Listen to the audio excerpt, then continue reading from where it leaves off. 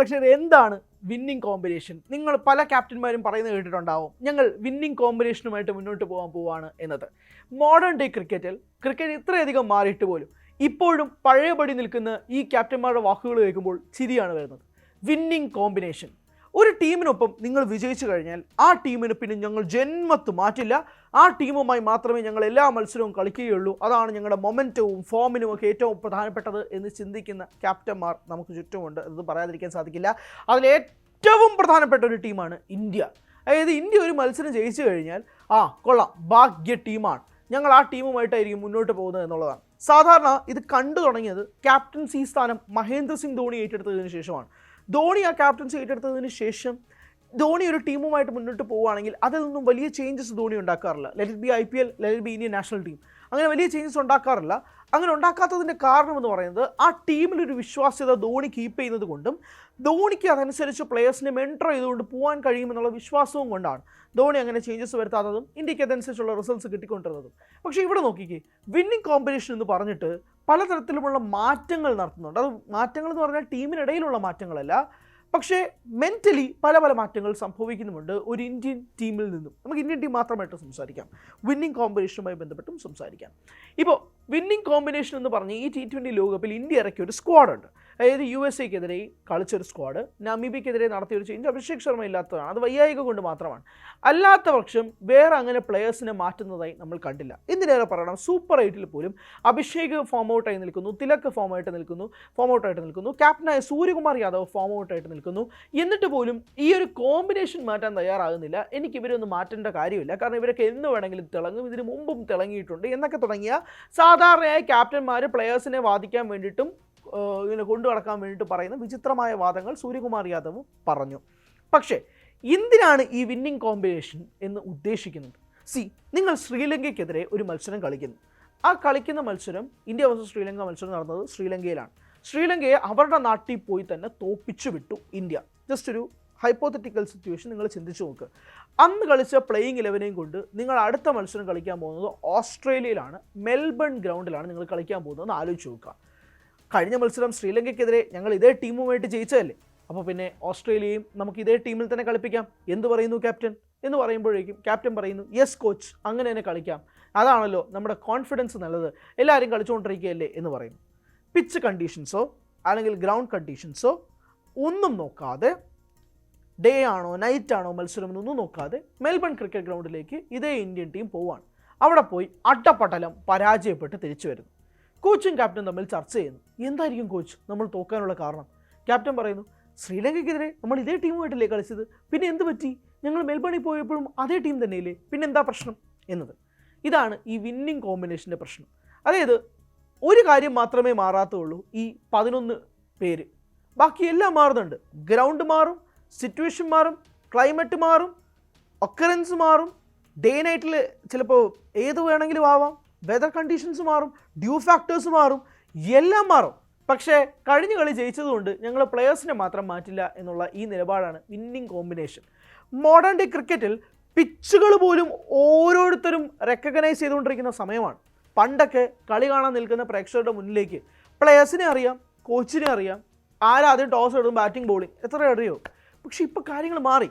Pitch ഏതാണ്, ഒരു ഗ്രൗണ്ടിൽ പ്രാക്ടീസ് പിച്ച് ഏതാണ് യൂസ് ചെയ്യുന്നത്, കളിക്കുന്ന പിച്ച് ഏതാണ്, ആ പിച്ച് സ്ലോ സൈഡിലാണോ, ഫ്ലാറ്റ് വിക്കറ്റ് ആണോ, ബാറ്റിംഗ് സർഫസ് ആണോ, ആദ്യത്തെ ഇന്നിങ്സിൽ എത്ര ആവറേജ് അടിക്കുന്നുണ്ട്, അതാണെങ്കിൽ ടോസ് നേടി ബാറ്റിംഗ് എടുക്കണോ ബോളിംഗ് എടുക്കണോ, ഇന്ന് തുടങ്ങി അനലിറ്റിക്കലായിട്ട് പോലും ചിന്തിക്കുന്ന ഇന്നത്തെ സമൂഹത്തിന് മുന്നിൽ നിന്നുകൊണ്ടാണ് നിങ്ങൾ ഇന്നും പഴയ വിന്നിംഗ് കോമ്പിനേഷൻ ആയിട്ട് വരുന്നത്.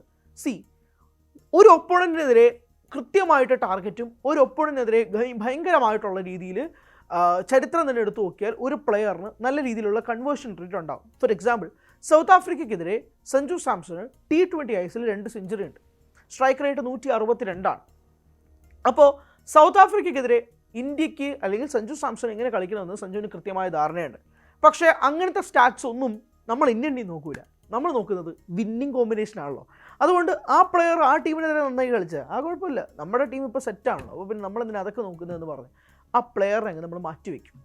അങ്ങനെ സഞ്ജു സാംസൺ ചിലപ്പോൾ സൗത്ത് ആഫ്രിക്കയ്ക്കെതിരെ കളിച്ചിരുന്നെങ്കിൽ ഒരുപക്ഷെ അയാൾക്ക് സൗത്ത് ആഫ്രിക്കയ്ക്കെതിരെ ഉണ്ടായിരുന്ന ആ റെക്കോർഡ് അയാൾക്ക് ഇതിലേക്ക് കൊണ്ടുവരാൻ സാധിക്കും. അതാണ് ഈ പറയുന്നത് ഒപ്പോണൻ്റ് ടീം അനുസരിച്ച് പ്ലെയർ ഇറക്കുക, ഓപ്പോണൻ്റ് ടീം അനുസരിച്ച് ടീമിനെ ഇറക്കുക എന്ന് പറയുന്നത്.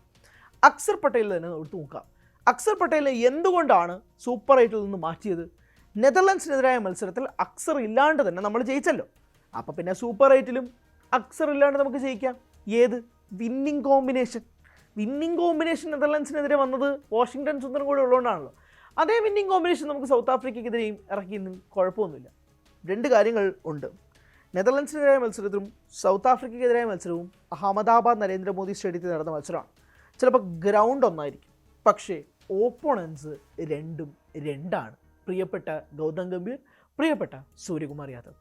കളി മാറും, ഗതി മാറും, ഓപ്പോണൻ്റെ സ്കിൽസ് മാറും, ടാക്ടിക്സ് മാറും, ടെക്നിക്സ് മാറും, ചീറ്റ് കോഡ്സ് മാറും, സ്കിൽസ് മാറും. ഇതൊന്നും മനസ്സിലാക്കാണ്ട് വിന്നിങ് കോമ്പിനേഷൻ എന്ന് പറഞ്ഞ് ഇറങ്ങുമ്പോഴാണ് ഇവിടെ എല്ലാവർക്കും വിഷമവും ദേഷ്യവും വരുന്നത്. സൗത്ത് ആഫ്രിക്കൻ്റെ ഇടംകൈയൻ സ്പിൻ ബോളറായ കേശവ് മഹാരാജ് ഇന്ത്യക്കെതിരെ 3 വിക്കറ്റുകൾ വീഴ്ത്തി. നമുക്ക് ഒരിടം കയ്യൻ സ്പിന്നർ ഉണ്ടായിരുന്നോ? അഭിഷേക് ശർമ്മ എന്നൊന്നും പറഞ്ഞുകൊണ്ട് വരരുത്. I am talking about A genuine left arm off spinner ഉണ്ടായിരുന്നു ബെഞ്ചിൽ. പേര് അക്സർ പട്ടേൽ. കളിച്ചില്ല. എന്തുകൊണ്ടാണ്? Winning combination. ഈ വിന്നിങ് കോമ്പിനേഷൻ എന്ന് ഇന്ത്യ മാറി ടാക്ടിക്കലായി ഒരു ടീമിനെതിരെ എങ്ങനെ കളിച്ച് ആ ഒപ്പോണൻറ്റിൻ്റെ സ്ട്രെങ്ത് മനസ്സിലാക്കി, വീക്ക്നെസ് മനസ്സിലാക്കി എങ്ങനെ ഇറങ്ങുന്നു, അന്നേ ഈ ബാലിശമായ തോൽവിയിൽ ഇറങ്ങാൻ സാധിക്കുള്ളൂ. ഇപ്പോഴും ഇന്ത്യ ജയിക്കുന്നത് ഇന്ത്യയുടെ സ്ട്രെങ്ത്സ് കൊണ്ടാണ്, അല്ലാതെ ഓപ്പോണൻറ്റ് ടീമിൻ്റെ വീക്ക്നെസ് മനസ്സിലാക്കിക്കൊണ്ടല്ല. ഇന്ത്യക്ക് ഇന്ത്യയുടേതായ സ്ട്രെങ്ത് ഉണ്ട്. ബാറ്റിംഗ് പവർ ഹൗസ് ഉണ്ട്, ബൗളിംഗ് പവർ ഹൗസ് ഉണ്ട്. അതിൻ്റെ ബലത്തിലാണ് ഇന്ത്യ ജയിക്കുന്നത്. ഓപ്പോണൻറ്റിൻ്റെ സ്ട്രെങ്ത്തോ വീക്ക്നെസ്സോ മനസ്സിലാക്കി ഇന്ത്യ ജയിച്ചു തുടങ്ങിയിരുന്നെങ്കിൽ ആദ്യം ഇന്ത്യ മാറ്റാൻ പോകുന്നത് ഈ വിന്നിങ് കോമ്പിനേഷൻ പരിപാടിയാണ്. ഏത് ഓപ്പോണൻറ്റിനെതിരെ എങ്ങനെ കളിച്ചാൽ അതിനുള്ള ട്രംപ് കാർഡ് ഏത് പ്ലെയർ ആണെന്ന് മനസ്സിലാക്കി ഒരു ടീമിനെ ഇറക്കുമ്പോഴാണ് സൗത്ത് ആഫ്രിക്കയ്ക്കെതിരായ ഈ ദയനീയ തോൽവിയിൽ നിന്നും ഇന്ത്യക്ക് മാത്രമല്ല ഏതൊരു ടീമിനും പരാജയത്തിൽ നിന്നും കരകയറാൻ സാധിക്കുക. ഇനിയിപ്പോൾ സിംബാബ്വെ എടുത്തു നോക്കാം. സിംബാബ്വേയിൽ ഏതൊക്കെ പ്ലെയേഴ്സ് ഏതൊക്കെ രീതിയിൽ കളിക്കും? ഇതുവരെ ഫോമിലല്ലാത്ത പ്ലെയേഴ്സിനെ എന്തിന് താങ്ങണം? ചരിത്രം പരിശോധിച്ച് കഴിഞ്ഞ ഒരു വർഷം ഞങ്ങളുടെ ടീമിന് വേണ്ടിയിട്ട് കളിച്ചുകൊണ്ടിരുന്ന ഒരു പ്ലെയറിനെ എന്തിന് ഞങ്ങൾ മാറ്റണമെന്ന് ചിന്തിച്ചുകൊണ്ട് ആ പ്ലെയറിനെ താങ്ങിക്കൊണ്ട് നിൽക്കാനാണ് പോകുന്നതെങ്കിൽ അടുത്ത മത്സരവും കൂടെ താങ്ങാം. കാരണം അത് കഴിഞ്ഞാൽ ഇന്ത്യ T20 ലോകകപ്പിൽ നിന്നും പുറത്താണ്. അപ്പോൾ ഒരു സെൽഫ് സാറ്റിസ്ഫാക്ഷൻ കിട്ടുമല്ലോ എല്ലാവർക്കും. അതുകൊണ്ട് ഈ വിന്നിങ് കോമ്പിനേഷൻ ഗംഭീറിന് എന്തുകൊണ്ട് ടെസ്റ്റിൽ ഇന്ത്യക്ക് നാണക്കേട് ഉണ്ടാക്കിക്കൊണ്ടിരിക്കുന്ന ഗംഭീർ മറന്നു പോകരുത്. ഇത് T20യും ഓഡിയൊക്കെ നടക്കുമ്പോൾ ടെസ്റ്റിൽ നമ്മൾ സംഭവിച്ചുകൊണ്ടിരിക്കുന്ന നാണക്കേട് മറക്കരുത്. അതുകൊണ്ടാണ് ഞാൻ ഓർമ്മിപ്പിക്കുന്നത്. ടെസ്റ്റിൽ ഇന്ത്യ ഇത്രയും വലിയ നാണം കെട്ട ഫേസിൽ കഴിഞ്ഞ കുറേ വർഷങ്ങളായിട്ട് പോയിട്ടില്ല. കഴിഞ്ഞ കുറേ വർഷങ്ങൾ ചിന്തിക്കുമ്പോൾ 10 വർഷമൊന്നും ചിന്തിക്കരുത്. 20, 30, 40 വർഷങ്ങളുടെ കണക്കുകളാണ്. അത്രയും പേരെ നാണക്കേടിലാണ് ടെസ്റ്റ് ടീമുമായി ഇന്ത്യ പൊയ്ക്കൊണ്ടിരിക്കുന്നത്. അത് T20യിലും ODIസിലും കൂടി ആവർത്തിക്കാതിരിക്കുക എന്നത് മാത്രമാണ് ഗംഭീറിന് കൊടുക്കാനുള്ള സാധാരണ പ്രേക്ഷകൻ എന്ന രീതിയിൽ ക്രിക്കറ്റ് മനസ്സിലാക്കുന്ന പ്രേക്ഷകർക്കിടയിലുള്ള ഒരു ഉപദേശം. കൂടുതൽ വാർത്തകൾക്ക് News 18 Keralam YouTube channel subscribe ചെയ്യുക.